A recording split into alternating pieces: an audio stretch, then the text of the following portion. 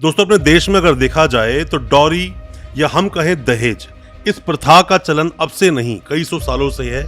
और इसी के चलते कई बार ऐसा देखा गया कि डॉरी डेथ को ये कारित करता है, दहेज हत्या का ये रूप ले लेता है। और ऐसा होता है।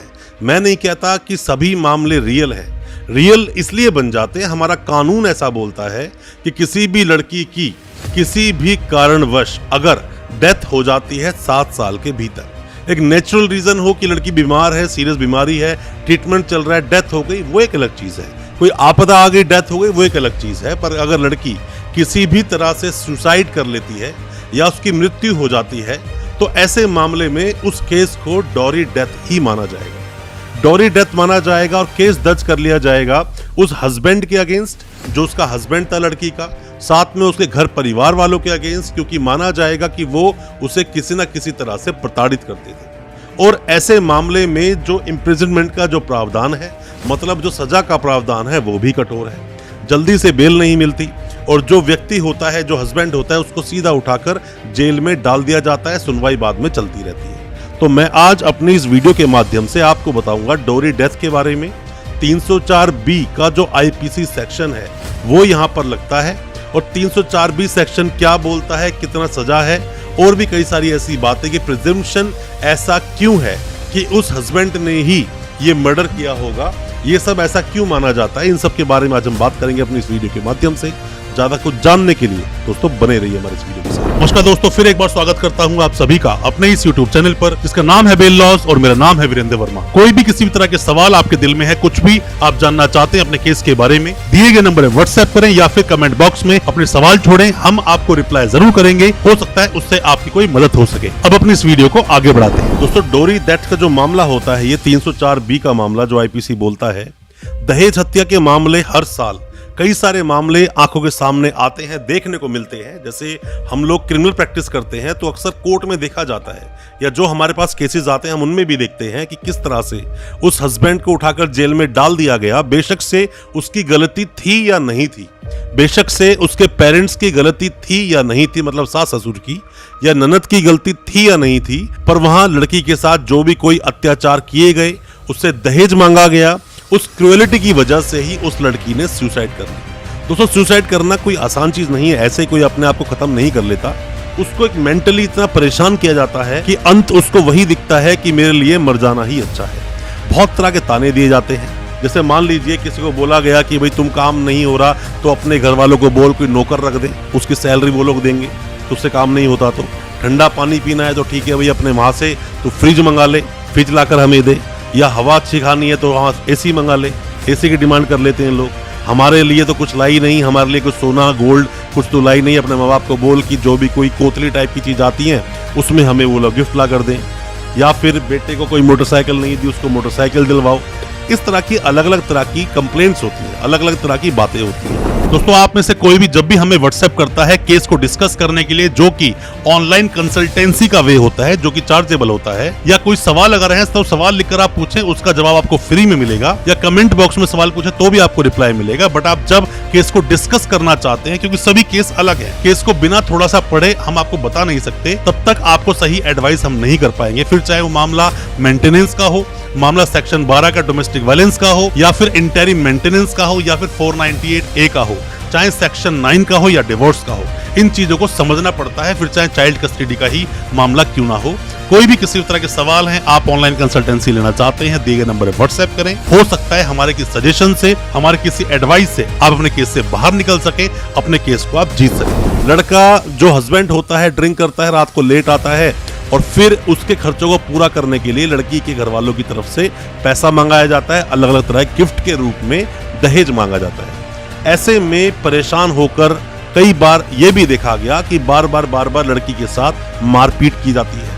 तो ऐसी मारपीटों से तंग आकर वो लड़की सुसाइड कर लेती है। और सुसाइड अगर उसने कर ली और 7 साल के भीतर कर ली, मतलब 7 साल का टेन्योर हुआ शादी को, अभी 7 साल पूरे नहीं हुए, और ऐसे में सुसाइड अगर कर ली तो प्रिजम्पशन जो बोलता है एविडेंस एक्ट का, एविडेंस एक्ट के सेक्शन 113B को आप अगर पढ़ोगे, 113B को पढ़ोगे तो प्रिजम्पशन बोलता है। प्रिजम्पशन क्या बोलता है कि ऐसे में अगर किसी भी लड़की की डेथ होती है 7 साल के भीतर, तो यही माना जाएगा कि डॉरी डेथ का मामला है और उससे दहेज मांगा गया, इतना ज्यादा उत्पीड़न किया गया, इतना ज्यादा परेशान किया गया उस लड़की को कि उसने सुसाइड कर ली, जिसको एक तरह से मर्डर ही माना जाएगा। एविडेंस एक्ट का प्रिजम्पशन ये बोलता है।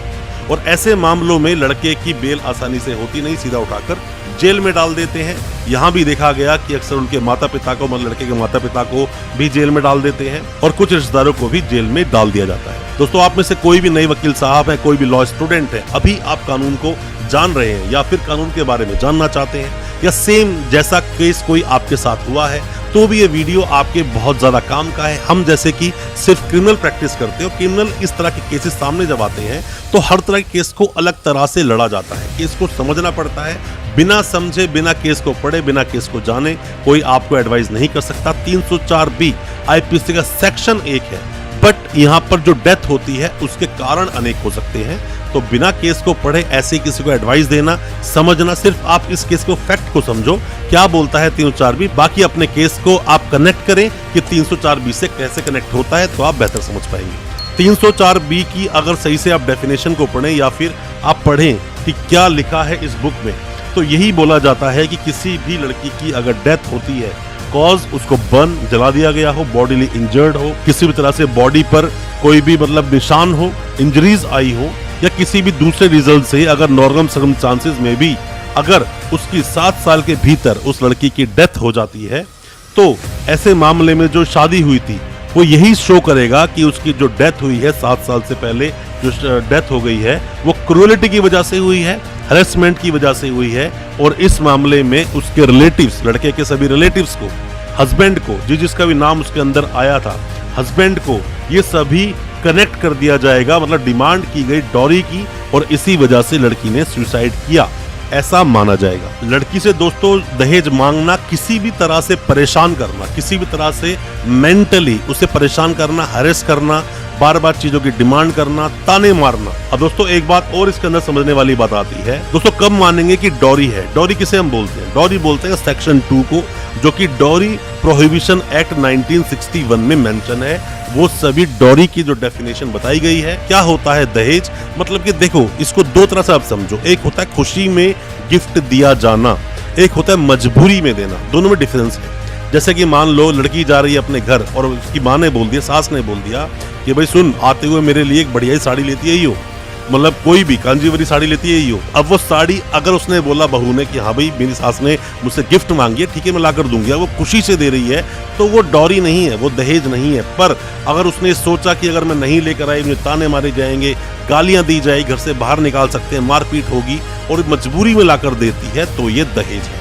तो इन दहेज के जो लालची लोग होते हैं, जो लोग डॉरी मतलब जो दहेज चाहते हैं, खुद कमाना बस की नहीं और खुद शादी कर लेते हैं दहेज की वजह से, लड़का कुछ करता नहीं, ऐसे लोगों के साथ कठोर से कठोर रूप से सरकार को खुद एक्शन लेना चाहिए। क्योंकि जिसके अगर हम प्रोविजन की भी अगर हम बात करें, जो 304B बोलता है कि जिसके अंदर कि ऐसे जो लोग करेंगे ऐसी हरकतों में या ऐसे सर्कमस्टांसेस में 7 साल के भीतर लड़की की अगर मृत्यु हो गई, तो उसकी सजा कम से कम, मतलब कम नहीं होगी 7 साल से, 7 साल कम से कम होगी, जो कि एक्सटेंड की जा सकती है इम्प्रिजमेंट फॉर लाइफ तक, मतलब कि उम्र कैद तक ऐसे लोगों को सजा दी जाती है और ऐसे लोगों को ऐसी सजा मिलनी भी चाहिए। दोस्तों आपका भी कोई भी किसी भी तरह का अगर सवाल है, क्योंकि देखो जरूरी नहीं कि केस के अंदर उत्पीड़न हुआ ही हो, अब किस वजह से डेथ हुई या किस वजह से डेथ कारित हुई, हम क्रिमिनल एडवोकेट हैं, तो क्रिमिनल केसेस को क्रिमिनल तरीके से ही समझने की कोशिश करते हैं। पूरा ट्रायल चलता है, चीजें सामने आती हैं,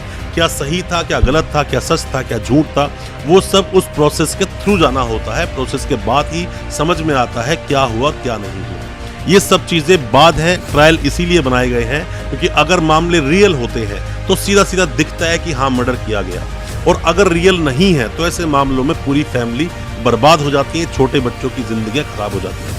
कोई भी ऐसा मामला जिसमें आप हमारी हेल्प लेना चाहें, जानना चाहें 304B के बारे में, मर्डर के बारे में, या कोई भी आप जानकारी लेना चाहते हैं, कमेंट बॉक्स में अपने सवाल आप पूछें। नेक्स्ट वीडियो किस टॉपिक पर चाहते हैं वो भी बताएं। और हमारा ये वीडियो आज का आपको अच्छा लगा हो, हमारी वीडियो को ज़्यादा से ज़्यादा अपने दोस्तों परिजन परिवार में शेयर करें, ताकि वो भी अपने आप को कानूनी जानकार बना सकें। और हमारे चैनल को अभी सब्सक्राइब करें, साथ में लगा बेल आइकन जरूर दबा दें, ताकि इसी तरह की लीगल अवेयरनेस की वीडियोस हम आप तक पहुंचा सके सबसे पहले। बहुत बहुत शुक्रिया दोस्तों, धन्यवाद हमारी इस वीडियो के साथ बने रहने के लिए।